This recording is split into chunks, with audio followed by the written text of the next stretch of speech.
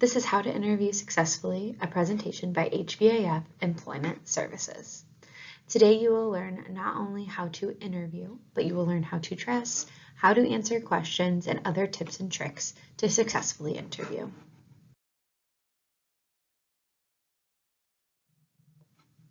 What is an interview? An interview is a structured conversation where one participant asks questions and the other provides answers. The word interview often refers to a one-on-one conversation between an interviewer and an interviewee. There are many different types of interviews, but today we will talk about the main 6. The first type of interviewing is called screening. This is usually done over the phone and is used to determine if a candidate has the qualifications necessary to do the job for which the company is hiring. This is typically the first interview during the hiring process. Next, we have the one-on-one, and this is going to be the most common type of interview and probably one that you've done before. This is where the candidate meets with the employer face-to-face, in person, or over video to discuss employment opportunities. Next, you'll see the group interview. This can sometimes be done at job fairs or when a company has a mass hiring event. A group interview is where multiple candidates are interviewed at the same time. Some group interviews simulate a team challenge, and candidates may be observed on their behavior within a group setting. Next, we have the panel type of interview. This is where several interviewers will ask a candidate a series of questions to determine which candidate is best for the position. Next, we have the series interviews. This is where a candidate may be asked to come back for a second, third, and in some cases even fourth interviews on different days. Now, a sequential interview, which is our next type of interview, is where a candidate is asked to interview multiple times, but with several different interviewers on the same day. Again, the most common type of interviewing you will see is one-on-one interviewing. So you've landed the interview, but now you want to get the job. So you need to start by doing your research. You want to spend time before your interview learning about the company you are interviewing with. Questions that can guide your research include: what does the company do? What is the population they serve? And who is their competitor? The internet is going to be your best friend when it comes to researching a company. You can use the company's website, but you can also use websites like Glassdoor or LinkedIn and other various websites that are related to the company and the work that they do. Part of interviewing successfully is dressing correctly for the interview. First and foremost, if you do not know the dress code of the company you are interviewing with, it is okay to ask. You'll want to wear professional or business attire and something that you are comfortable in. Your clothing should be well-fitting and not too large, small, tight, or baggy. Ensure you are wearing clean clothing that is free from wrinkles or stains and have a clean person with tamed hair. Now that we've talked about what to wear for an interview, let's talk a little bit about what not to wear for an interview. When going for an interview, remember it's not about your personal style and that you want the interviewer to be able to focus on what you're saying and not be distracted by your appearance. So please do not wear any hats, sunglasses, or have any offensive tattoos or piercings visible.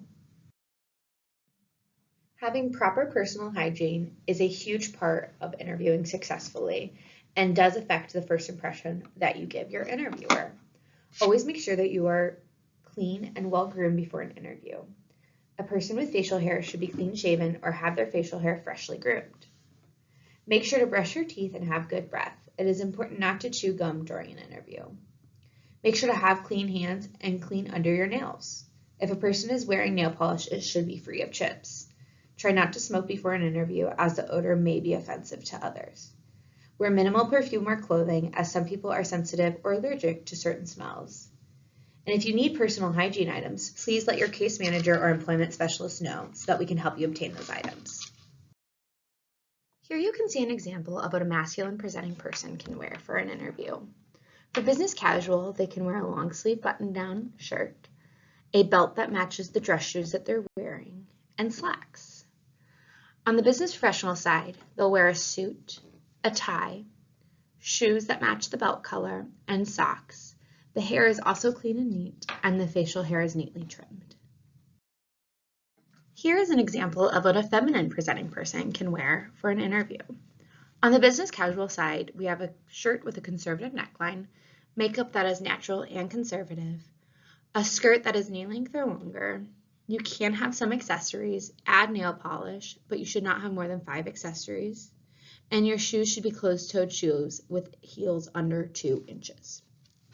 On the business professional side, we see that their hair is clean and neat, their makeup is natural and conservative, they have a 2-piece suit on, which matches, a shirt with a conservative neckline, accessories that are minimal and conservative, and dress shoes that are closed-toed with heels under 2 inches. Lastly, we have an example of a gender-neutral attire for business casual and business professional wear. In the business casual side, we see a blazer that is dark in color, a long sleeve button-down shirt, a belt that matches the shoes, and slacks.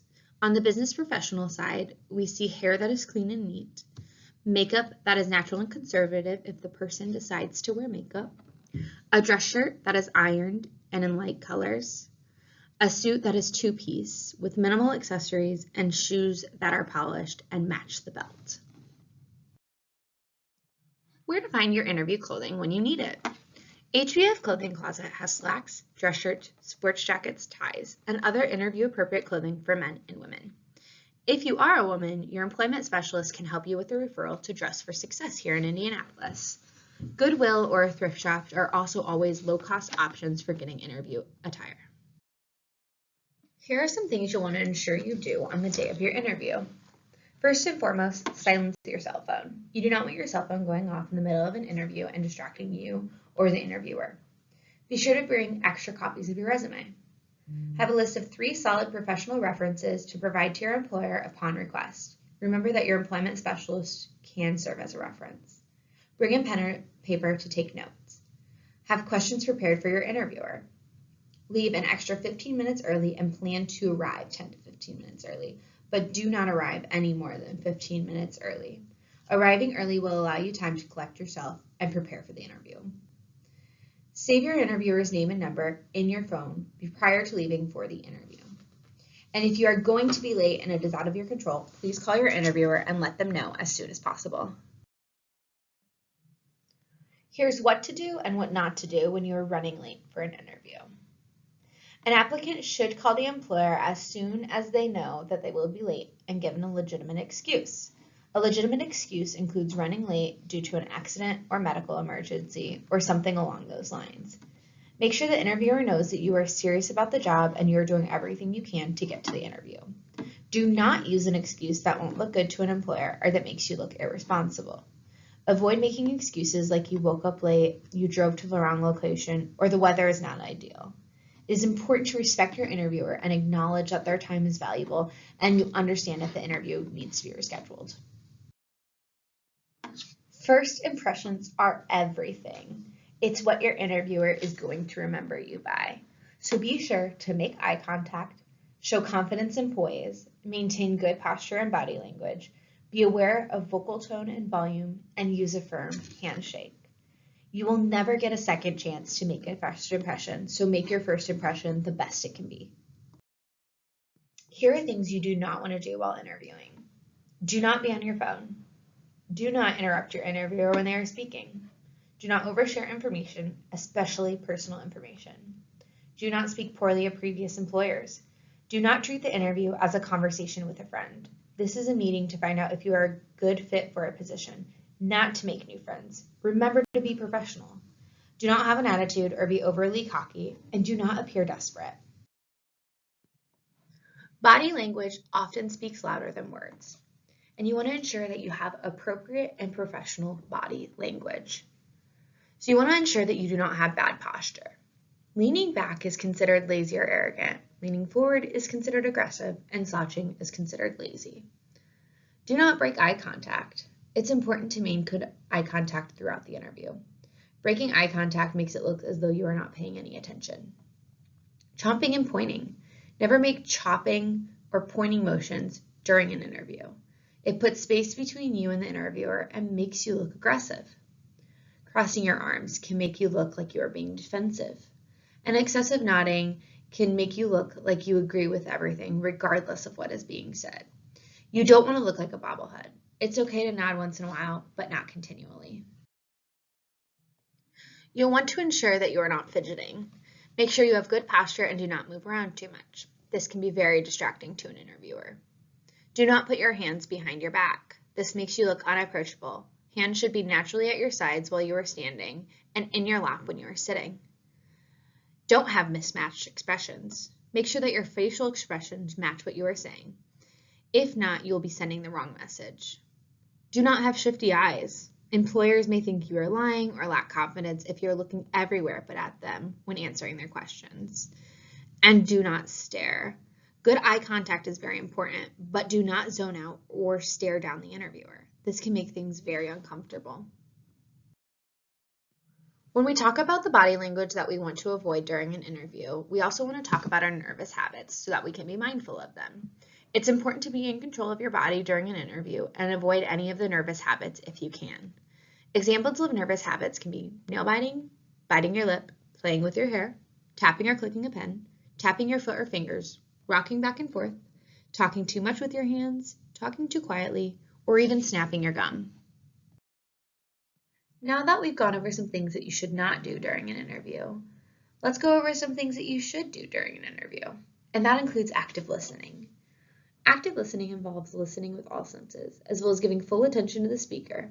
It is important that the active listener is also seen to be listening. Otherwise, the speaker may conclude that what they are talking about is uninteresting to the listener. Tips on how to actively listen. Face the speaker and have eye contact. Pay attention to what the other person is saying with their body language. Do not interrupt the interviewer.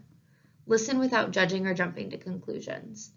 Don't start planning what to say next. You cannot listen and prepare at the same time. Show that you are listening with body language like nodding, smiling, and saying yes. Don't impose your solutions or opinions on your interviewer. Stay focused, ask questions, and remember to paraphrase and summarize. Repeating what has been said can show that you are paying attention and understand what is being said. You'll want to ensure that you're using appropriate language during your interview. Use professional language only. Keep the language at the interview simple and straightforward. Do not use slang words or references to age, race, religion, politics, or sexual orientation. Never use curse words at an interview. And be careful not to say filler words such as yeah, and like, and other similar short phrases that have no real meaning. Remember to answer the questions asked. Make sure you are answering the questions that the interviewer asks. Do not go on to another subject, do not overshare, and ask questions if you do not understand what the interviewer is asking. While you should answer all questions asked, there are some questions that are illegal for an employer to ask, and these include, are you a U.S. citizen? You sound like you have an accent. Where are you from? Where are your parents born? What is your native language? Are you married? Do you have children? How old are you? When were you born? How long have you been working? Do you have any disabilities or medical conditions? How is your health? What is your religion? Are you practicing? Here's how to answer the interview questions that you are asked.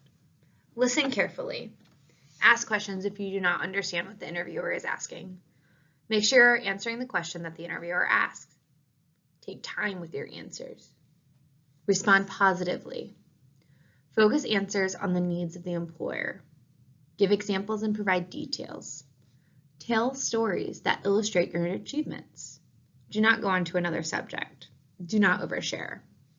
It is important to answer each question asked to the best of your ability. You should never skip a question or say that you do not want to answer a question.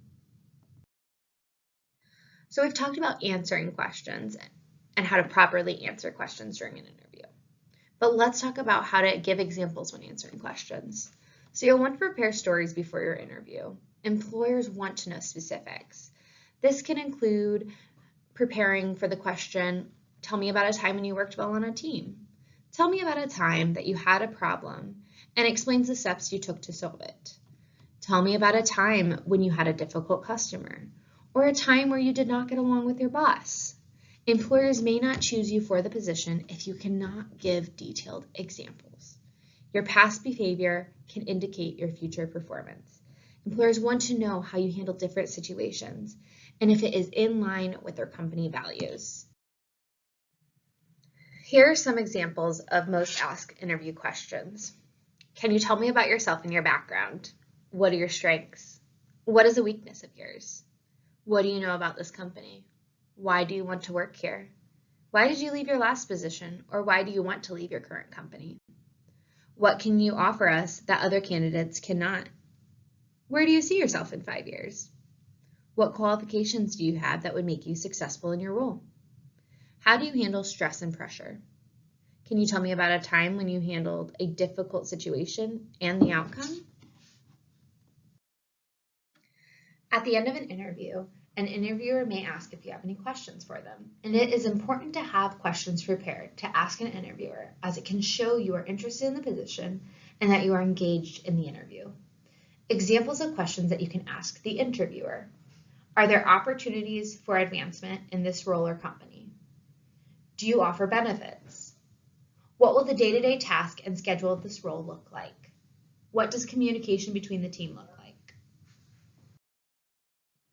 Talking pay and benefits can be a touchy subject when interviewing. You want to ensure that you are never the first person to ask the employer about pay and benefits, and that they are the first person to bring up pay and benefits. When researching a company, it is important to consider the amount you will be paid for the position and your bottom line. Companies often ask potential employers their desired salary. Consider looking at what similar positions in the area are offering and use your research to determine what you think is fair pay for your skills and experience. You can do this by going to onetonline.org to get a realistic expectation of the median wage of a position. Go to onetonline.org and in the occupation keyword search, type in an occupation. When you get to that occupations page, scroll down to wages and employment trends, and you can see the median wage for the occupation in your area. Just like we started the interview with a good impression, we want to ensure that we are ending the interview with a good impression. So when closing the interview, mention anything relevant that you feel is important. Repeat your sales pitch as you show enthusiasm for the job. Take the employer's business card and thank them for their time.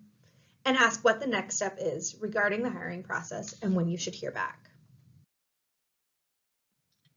What to do after an interview. Follow-up is extremely important. This shows the employer that you are serious about the job. Sending a thank you should be done within 24 hours of your interview. Follow-up can be done in several ways: through email, sending a thank you card in the mail, or dropping a thank you card off in person. Here is an example of a thank you email to an interviewer. Dear hiring manager, thank you so much for taking the time to talk with me yesterday. I appreciate the opportunity to learn more about the position. I am excited to join your company, and as I said, I believe this job is an excellent match for my skills and interest. Please let me know about the next steps of the recruitment process. I will be happy to be a part of your team. Best, Maria. Once again, let's recap the keys to a successful interview. Listen carefully. Take time with your answers. Respond positively. Focus answers on the needs of the employer. Ask insightful questions, showing your knowledge of the employer. Give examples and provide details, and tell stories that illustrate your achievements. Now we will move on how to deal with questions regarding your criminal history. You'll want to ensure that you are always answering your questions honestly. If you lie on your application, it is possible that the employer will find out when they run your background check, and you risk the possibility of not getting hired.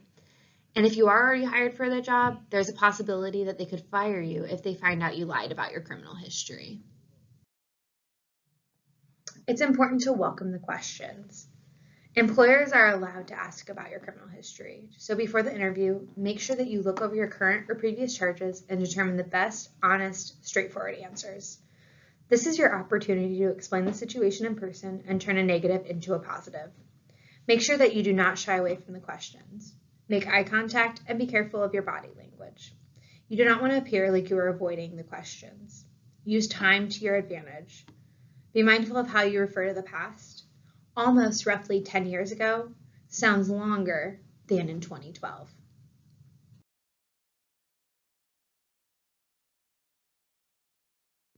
It's important to take responsibility for your actions and to not place blame on someone else.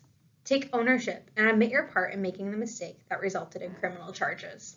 This shows employers that you are aware of what you did and have control over making sure it doesn't happen again. Explain what you could have done differently to have avoided the situation. Only talk briefly about the actual crime and be sure to not place blame on others or deny your role in the situation. In an interview, we always want to ensure that we are using appropriate and professional language. We always want to tell the truth, but we also want to be careful about how we say it. Instead of saying that you were involved in a burglary, you can say you went into a building that you should not have been in and you took some things that were not yours. Instead of using the words assault and battery, you can state it as harming someone or being involved in a physical altercation.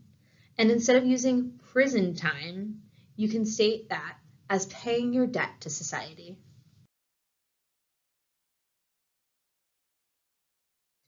It's important to sell yourself in an interview, especially when talking about your criminal history. Express your skills obtained while being incarcerated and give examples of jobs held, volunteer work, and other skills that you've gained. Identify any schooling, certifications, or trainings obtained while incarcerated, and reframe the way you view your incarceration. Turn it into a positive way of thinking. Last but not least, stay positive. Just because you have a criminal background does not mean that you are not worthy of a good job. Remember that you have something valuable to bring to an employer. And don't hold yourself back. Your criminal background does not have to keep you from achieving your goals. Stay positive. Your attitude is everything.